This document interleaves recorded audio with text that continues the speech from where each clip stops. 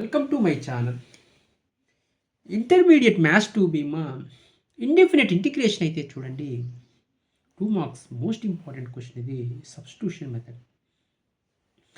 Integral 1 minus 1/x² e power x plus 1/x into dx. చూడండి problem. ఇక్కడ మీరు దేన్ని టీ తీసుకుంటారో దాన్ని డిఫరెన్షియేషన్ ఇదే ఉండాలి. అది ఇప్పుడు చూడండి, x ప్లస్ 1/x టీ తీసుకున్నాను అనుకోండి, d/dx of x value 1, d/dx of 1/x minus 1/x² సరిపోయింది. దీని టీ తీసుకున్నాను అనుకోండి, d/dx of constant value 0 set కాదు. d/dx of 1/x² minus of minus 1/x అంటే ప్లస్ 1/x అవుద్ది, మీకు సెట్ అయితే కాదు. కాబట్టి మీరు సబ్స్టిట్యూషన్ తీసుకునేది చాలా జాగ్రత్తగా తీసుకోవాలి. పుట్ x ప్లస్ 1/xని టీ తీసుకోండి మా. Differentiation with respect to x, d/dx of x value 1, d/dx of 1/x minus 1/x² is equal to differentiation with respect to x కాబట్టి t అనేది ఇది independent variable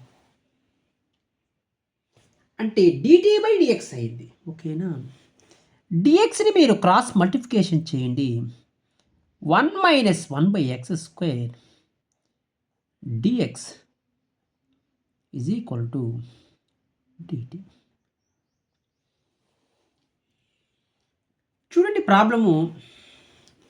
integral x plus 1/xని ఏం తీసుకున్నాను? T తీసుకున్నాను. E power t 1 minus 1/x² dx value ఎంత? dt. Integral e power t చేస్తే e power t plus C. T అంటే ఎంతమా ప్రాబ్లంలో? x plus 1/x plus C. మీరు ప్రాబ్లమ్స్ మీరు ఇలా చేసుకుంటే మీరు చాలా సింపుల్గా ఫైండ్ అవుట్ చేయొచ్చు. నెక్స్ట్ ప్రాబ్లం ఒకసారి చూడండి. ప్రాబ్లంలో ఏమిచ్చాడు, ఏం చేస్తున్నావో మీకు ఫస్ట్ తెలియాలి. Integral 1 plus log x whole power n by x into dx. చూడండి ప్రాబ్లము. ఇక్కడ మీరు దీని డిఫరెన్షియేషన్ ఇదే ఉండాలి. అంటే నేను ఏం చెప్తున్నానంటే పుట్ 1 ప్లస్ log xని టీ తీసుకోండి. 1 plus log x is equal to t. Differentiation with respect to x అంటే d/dxే కదమ్మా. d/dx of constant value 0, d/dx of log x 1/x is equal to t అనేది ఇండిపెండెంట్ వేరియబుల్ dt/dx. అదే differentiation with respect to t అంటే d/dt of t 1 అయిండు. అది 1/x into dx is equal to dt. Integral 1 plus log x ఏం తీసుకున్నాను? t తీసుకున్నాను. t power n 1/x into dx అంటే అది dt.